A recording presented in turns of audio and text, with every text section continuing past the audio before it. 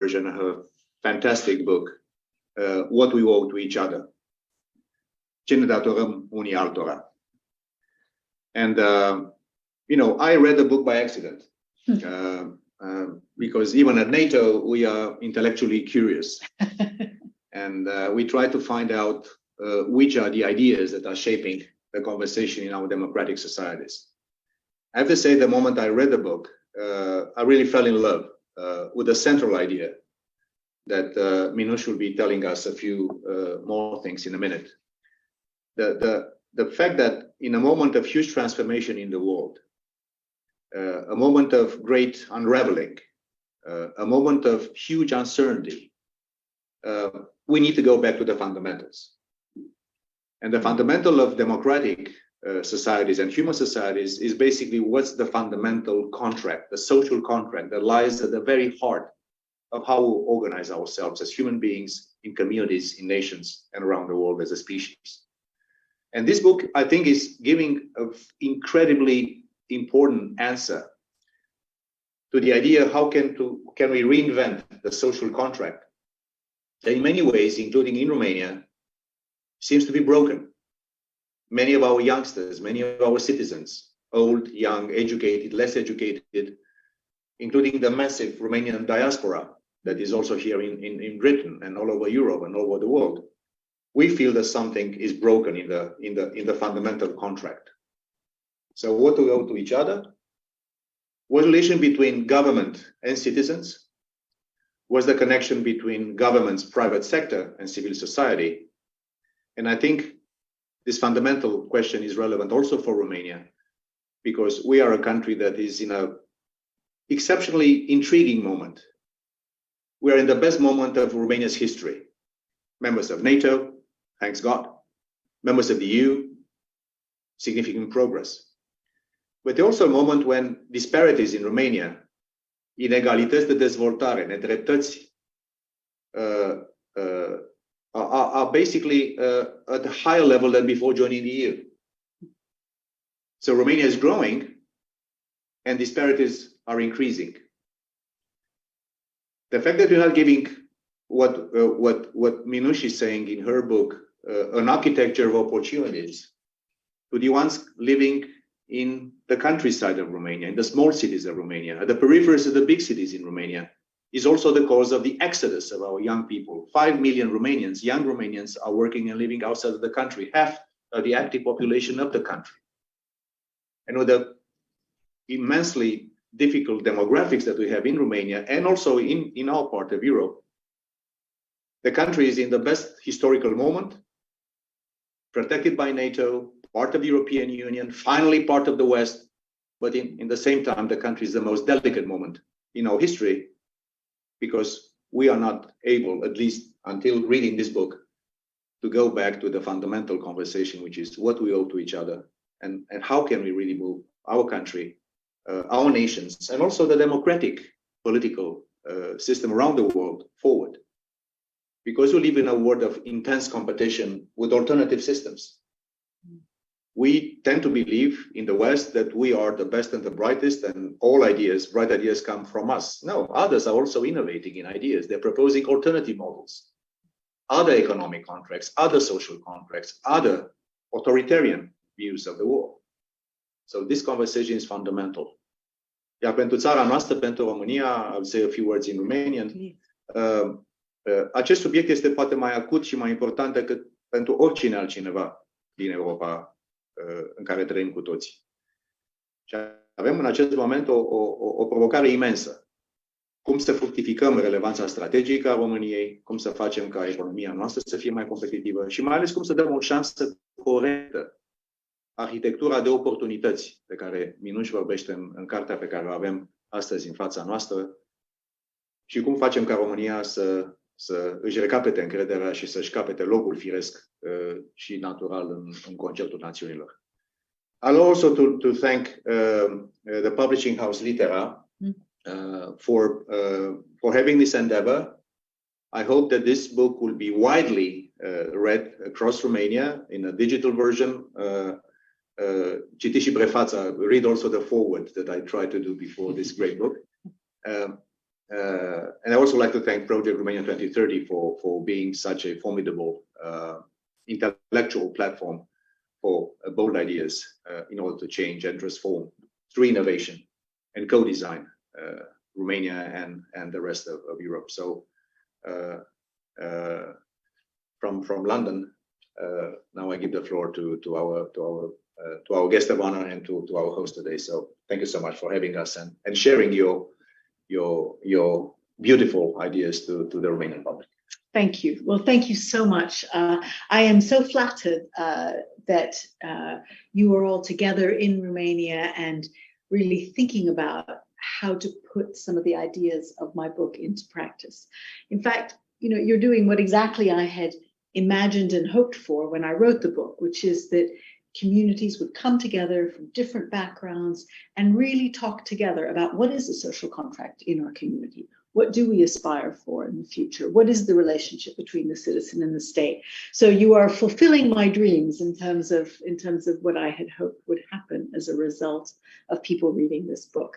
I think there are some very important ideas from the book which really take off from the situation in Romania that you've just described, which is that we are in this strange moment where incomes are rising and yet inequality is also growing.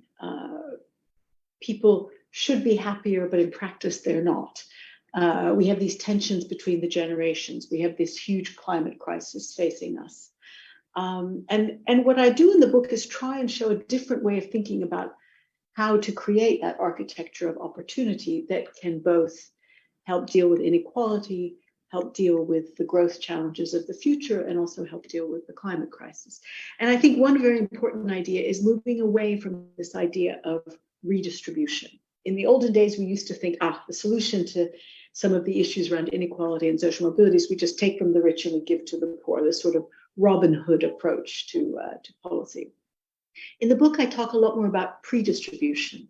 How do we make sure that everyone has an opportunity early in life? I sometimes think of it, things like early years education or having an outstanding educational system, supporting people from disadvantaged backgrounds.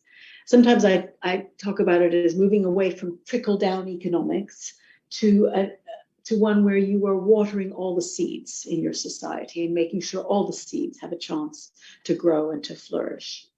I lay out 3 principles in the book, which I think guide the approach. And in the book, as you know, I go through the different stages of life, the early years, children, education, growing old, and so on.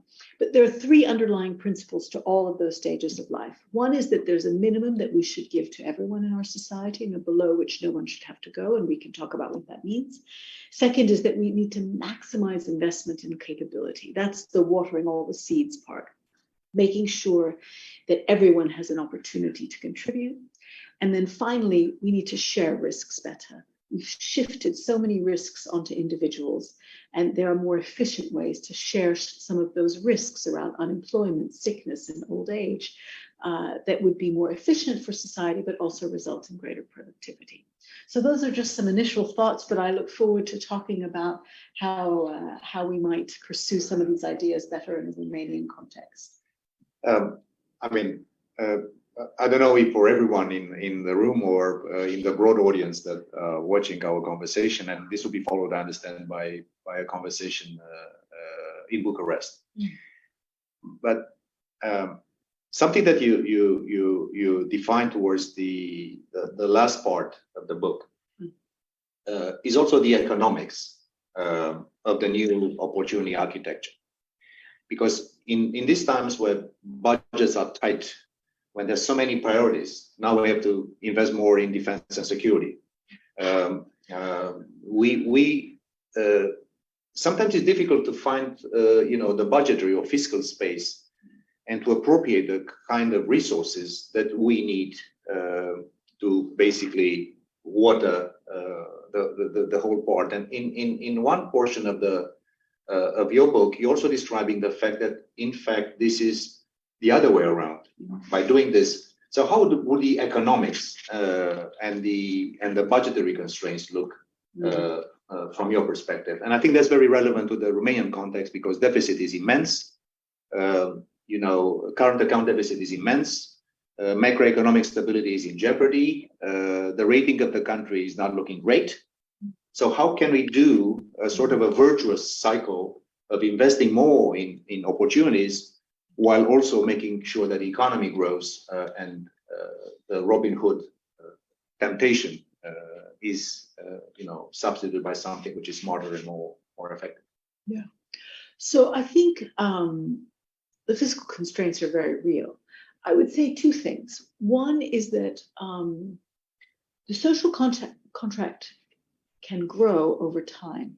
So when I say there's a minimum below which no one should go, the World Health Organization defines a minimum healthcare package that every citizen should get in a country. How much you can afford to spend on healthcare will change over time. And so we may agree that the social contract should include a minimum healthcare package, but the content of that will change. And so I think it's okay in a society to say, we would like to provide more healthcare, but this is what we can afford today. But as our incomes grow, we will grow that. And in fact, that is what happens in most societies. But the thing is to do it systematically and to grow that investment in healthcare in a way that maximizes the disability adjusted life years of every citizen, the years of good health that every citizen has. So I would say the social contract can grow over time as fiscal space grows.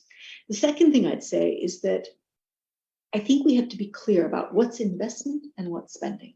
Some aspects of the social contract are just spending. I mean, I'm afraid that spending on older age care, for example, is not an investment. That is something that is pure expenditure. But spending on education or the early years or worker retraining, these are investments. And I think we need to think about them like we do the investment budget as we think about investing in roads or energy facilities and so on. And too often, treasuries don't do that. And they think about these as current spending as opposed to thinking about them as investment spending. And in particular, focusing those investments on the parts of the country and the parts of the population that are the most deprived. And I would argue the returns to those investments are often the highest. I think the final thing I'd say, and you mentioned the ratings and fiscal deficit and how the markets see a country doing. I think if the markets see a plan, a credible plan of a social contract, which is financeable and has it implies a clear growth strategy, I think the markets will see that as credible. It's when countries kind of do haphazard, not very thought through policies that the markets punish you. And so I think there is a way to do this if it's a credible plan. Well, thank you so much. And there is also a chart, un graphic, in the first part of the book. And you try to have on average how many generations it takes for one country to go to this, from this level and to the next level. And the frustration in my country, and I think it's also in many other countries, not only in Romania or our region, is that we know we have immense potential. Country is big, is the size of the UK, strategic relevance is huge, also because of what happened in the eastern part of Europe. And still people question, why are we still struggling, at the bottom part of any European indicators? We are dead last on innovation in Europe. While we still have technical universities and technical skills that are there. So the question is, and I think you find that there is 5 generations or something, which for my taste is a little bit too long. Probably I'm in the age group that I don't have that much temporal patience. But the idea, how do you think we could compress by using these new architectural opportunities? How can we make sure that countries that have the potential to go into the first tier of nations, as like in Singapore, from third world to first, what would be your recommendation for countries like ours that have been reforming and transitioning from communist to free markets and now trying to go to be mature, influential, wealthy, prosperous, with a healthy social contract? Do you have to wait for 5 generations? Yeah, I agree. Can we compress time? Can we do something more aggressively, faster? It's too long, you're right. And it's interesting, if you look at the countries that have compressed time, which invariably tend to be the Scandinavian countries, in those countries, you can go from the bottom of the income distribution to middle class within 2 generations, which is, you can imagine your grandchildren being well off. 5 generations is your great, great, great, great grandchildren, which is beyond most people's hope. What do they do differently? They invest hugely in education. They especially invest hugely in the early years, 10 times more than, say, the UK spends in the early years, the sort of 0 to 3 period, which is when you can do the most to lift people up. The challenge politically is that those early years investment don't pay off for 20 years. So you have to have politicians who are willing to think long term to make that happen. But that is one big difference that the countries that have high levels of social mobility do. The other thing they do is they combine having very flexible economies, very flexible labor markets with high investment in worker skills. And so just to give an example, in many of those countries, there is no notice period for losing your job. Companies can hire and fire very quickly. But it is not a problem because unemployment insurance is very generous. So if you lose your job, you get about 80% of your previous wage until you find a new job. And the state provides you with huge amounts of training to make sure that almost everybody is in a new job within a year. And so this combination of flexibility, but also providing security to people, I think is a very powerful tool for increasing social mobility, having growth, but also having people feel secure in society. No, thank you so much. That's, we're also very happy that we have a stronger Nordic dimension in NATO. Yesterday, one of the allied national parliaments ratified Finland's accession. So I know they're among the best in education. Yes. Also, they're very good in what we call societal resilience. Yeah. And I'm not adding a NATO sauce to this conversation, but I believe that this new social contract is in fact the best, defender of democracy and freedom and liberty. Because if we fail in giving our citizens a fair chance to succeed in life, and their kids and their grandkids, even if it's one generation down, I think we'd be ready to bite the bullet. If we know for sure that our kids will be better off. I mean, I think this is in fact probably one of the lessons I'm taking from your great book, and the fact that we are having this conversation in Romania shows that we have universal appeal, and these ideas are not just for Europe, not just for you come from Egypt, you work in Canada. The Americans are going to make an offer to our guest to become the president of Columbia University in the fall. So. There's an opening at LSE, so we'll see. Well, no, on your point around the future of democracy, I mean, the authoritarian offer, the model at the moment is give up your freedom and we'll deliver consistently higher living standards for you. That's a different deal and that's a different offer. And I think it's important to be able to show that democracy, you can combine democracy and capitalism and better living standards for everyone. And if we fail to deliver that exactly as you said, the sympathy for more authoritarian models will grow. There we have a problem. We lived in communism, at least I did for half of my life, and I have to tell you there's no alternative. And if you want to try that, please don't. Ok, I think that's Ioana, cred că ăsta a fost spațiul alocat pentru, I think this was the slot of time because I don't want to stop you from continuing the conversation based on the book. Also, I would like to extend on behalf of all of us, I think, an invitation for Minouche Shafik to eventually visit the country. When we have time or something interesting could be here, I understand it will be a big conference in October. I know you'll be probably moving back and forth from London to New York. And vreau să mulțumesc editurii Litera și proiectului România 2030 și să vă încurajez să avem încredere în aceste idei, and to have to trust these bold ideas, because without bold ideas,